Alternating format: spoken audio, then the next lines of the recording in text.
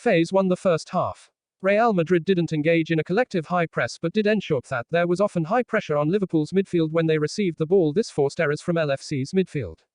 Although some errors were unforced, Real Madrid's build-up was also interesting. Often it would be Lucas Vázquez positioned deeper but very wide at RB, then Nacho positioned wider as the left-sided CB. This left Ferland Mendy free to create 2v1 overloads with Vinicius versus Trent.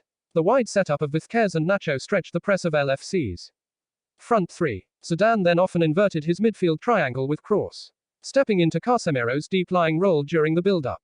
Often Kross would just pass it short to Casemiro ahead of him purely to attract LFC's pressure, then receive it back off him in more time and space. With LFC's front three stretched defensively, this often gave him time and space. Long direct balls in behind for Vinicius, which were made more accessible with Mendy also bombing on and creating the 2v1s versus Trent we talked about previously.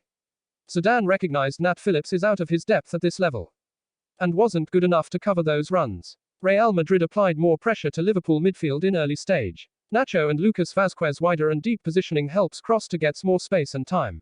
Mendy was very aggressive in attacking and create 2 versus 1 situation with Trent. Kross has played short pass to Casemiro and Liverpool players pressed him and Kross received the ball and gets more space.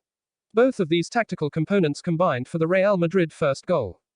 Jota should press better but he focused on Vázquez and so Kross get more time and space to exploit 2 versus 1 situation, and with Liverpool defense issues Phillips' poor positioning and slow pace leads to goal.